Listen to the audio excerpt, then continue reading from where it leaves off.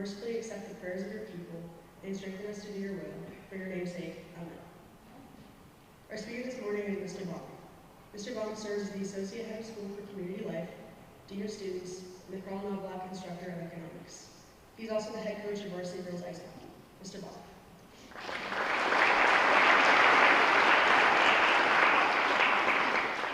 You won't believe this, but the Pope was shot twice. He was shot twice back in 1981, right there in the Vatican, in St. Peter's Square. He suffered massive blood loss and he almost died as a result. The shooter was Mehmet Ali Agca, a Turkish citizen who was already a convicted criminal. He was convicted for attempting to murder a prominent journalist in Turkey just 3 years before. Just like you'd think, after he tried to kill the Pope right there in the Vatican, Agca was disgraced and became the face of evil in the world, and he was sentenced to life in prison. Many of us can relate to long car rides when we were kids. In the back seat, there was napping and fighting, but also the frequent, "Are we there yet? How much longer?"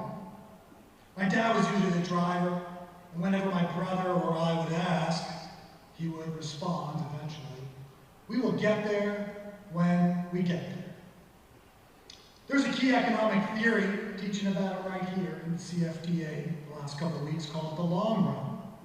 It's defined as the amount of time it takes for inputs to be most efficiently combined so as to maximize your desired output or outcome. It's like each of us trying to adjust to a new environment or a new year, figuring out the right amount of work time and social time and sleep time. How long is the long run? How long does it take to figure out the right balance in your day?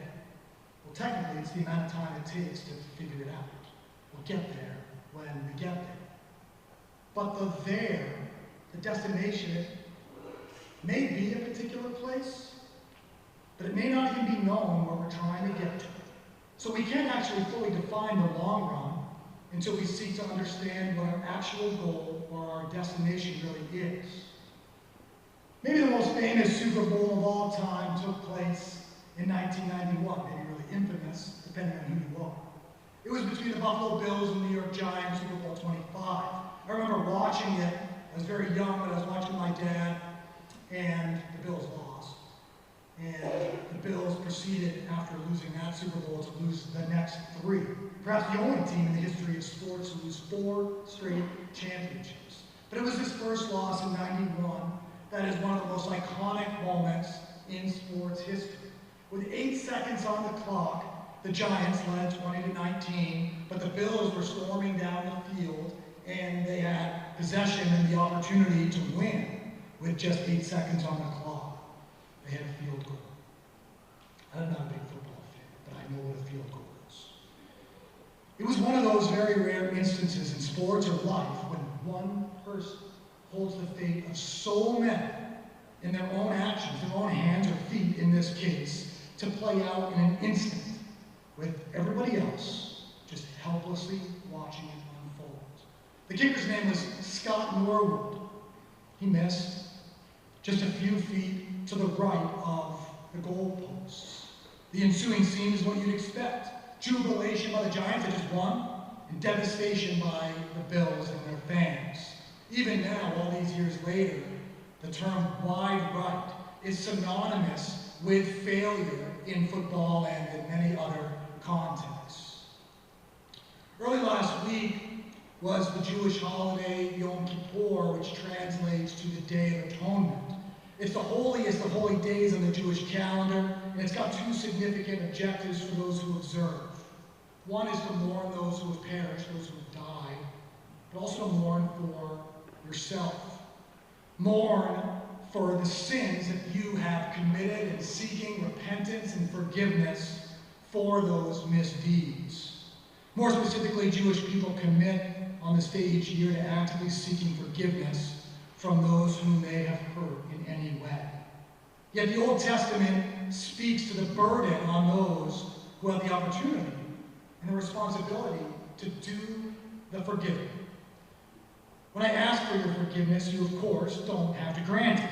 Maybe you don't feel like the request is genuine. Or maybe you feel like the request is coming too soon. Or maybe you just think that the sin that was committed is just too bad, too terrible that you'll never ever forgive. The Sunday after he was shot and nearly died, Pope John Paul II rose back to consciousness and almost immediately addressed the world from his hospital bed. He said, "I forgive the brother who struck me. Pray for my brother Alka, whom I have sincerely forgiven." 3 months later, the Pope's injuries had healed enough to be released from the hospital. 2 years after that, in 1983, right around Christmas, the Pope went to the guy's jail cell.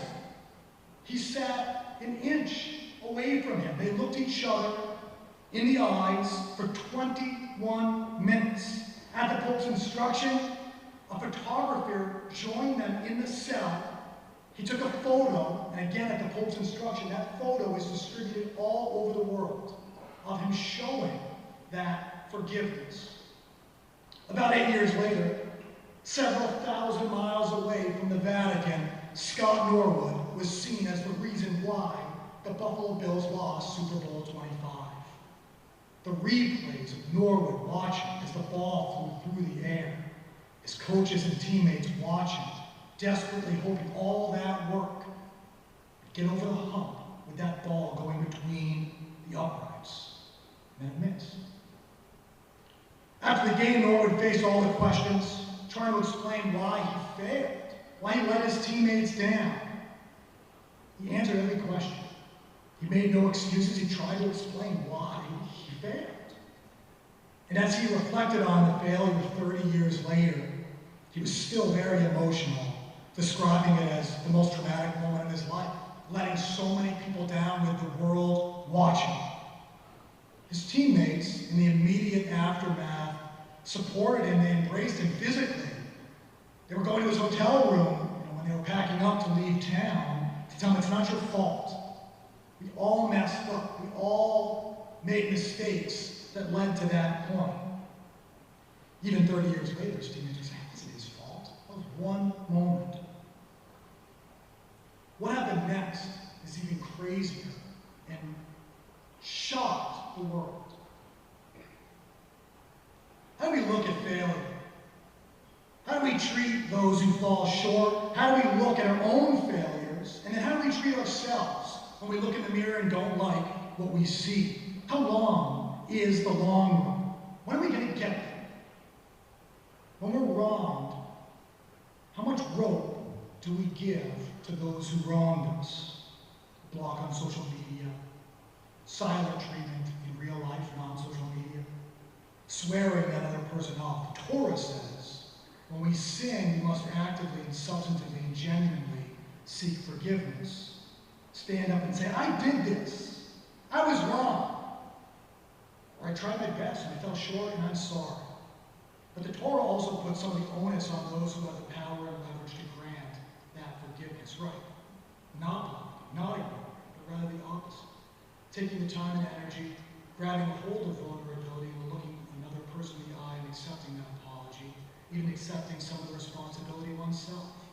The Torah goes even further. When one seeks forgiveness, they will do so up to 3 times formally. And if the receiver does not accept, in God's eyes, the sin actually transfers to the apparently too stubborn recipient. Are we there yet?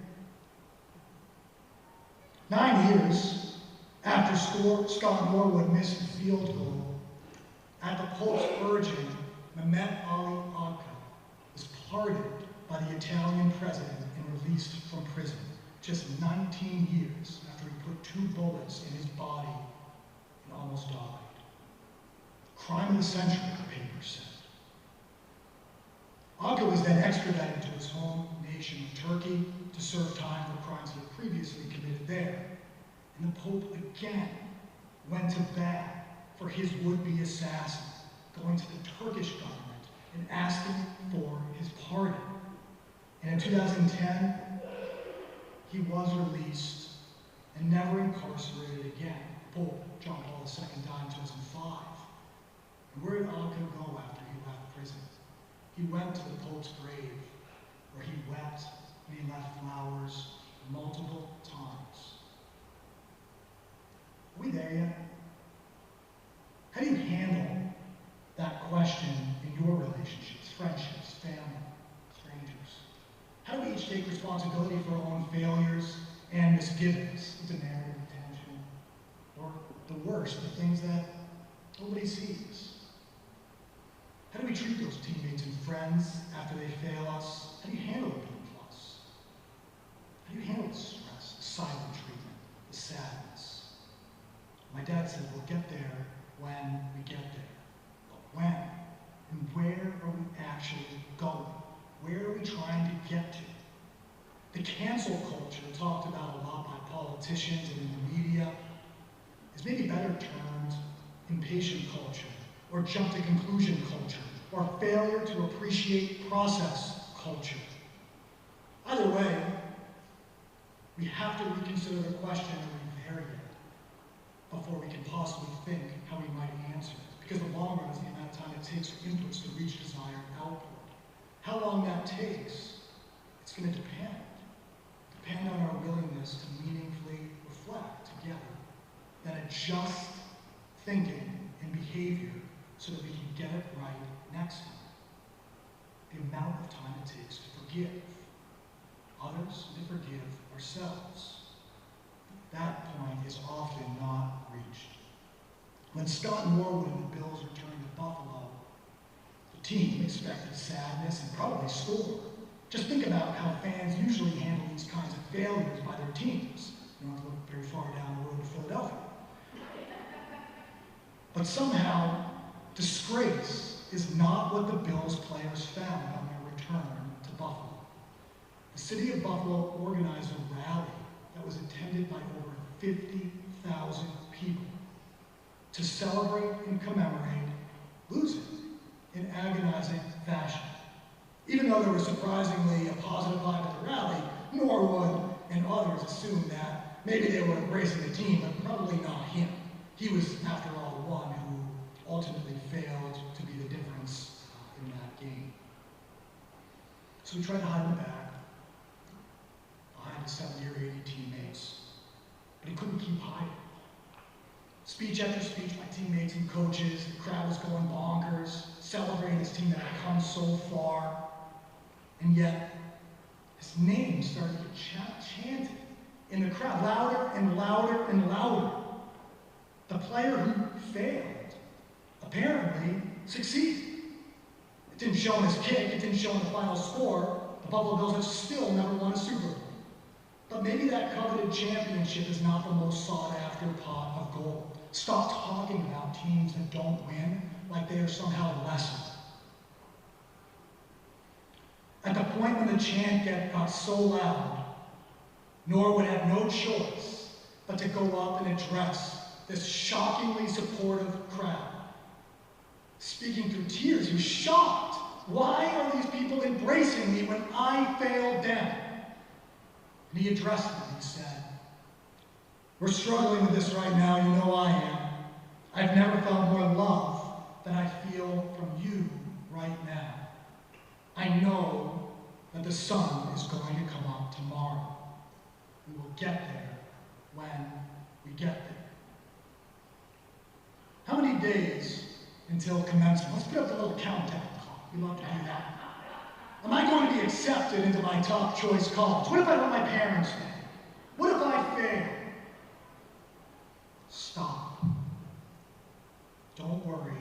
You're going to fail. You're going to fail each other. You're going to let each other down. What's going to happen next? The long run is the amount of time it takes to recalibrate, to work together, to regroup, and then find our way.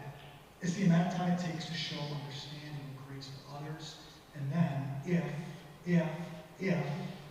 that point happens, then we get better, then we grow, and we eventually arrive to wherever we're trying to go. Even though the Bills did lose in that Super Bowl, Scott Norwood was a major factor in getting them there. He made every single kick that next playoff run, including to break a 7-7 tie in the AFC Championship game. That was the difference in getting them back to the Super Bowl. Just days after he was shot, John Paul II sat up in his hospital bed and he told the world he forgave the person who tried to kill him. Are we there yet? Here's where we can start. We're not physically in the chapel. We don't need to be. Twice a week or more. It's not a place. It's not a destination. It's not a performance for your enjoyment where you decide to applaud or get a standing ovation or talk about whether it's good or not. It's a space where you can reflect and learn and grow. It's a holy place if you make it one. What goes through your mind and heart as Mr. Conrad plays and sits there with the utmost discipline and focus after? Do you connect with the officiant as they ask for your thoughts and prayers? Do you reflect on each thing they ask you to pray for? Do you think about the chapel talk and how to apply it an hour from now, a day from now, a month from now? Or are you looking to evaluate whether or not it's entertaining, whether it just got us to the next thing? That's why all I ask you after this chapel talk, you can do whatever you want after the others, I guess, but after this one, don't clap. Because I'm not here to entertain you, nor any of the chapel talks for that matter. We ask that you don't clap here. We ask that when you leave here, you clap. You clap with your thinking and feeling and action when you leave this place. You clap by practicing understanding and empathy and respect to those who have failed to show you understanding and empathy and respect. You clap by cutting yourself a break when you fail. You clap by going back to the drawing board when it doesn't work out. You clap by giving someone another chance. And so I ask you now, as I finish, to please rise, close your eyes, and to bow your heads, please.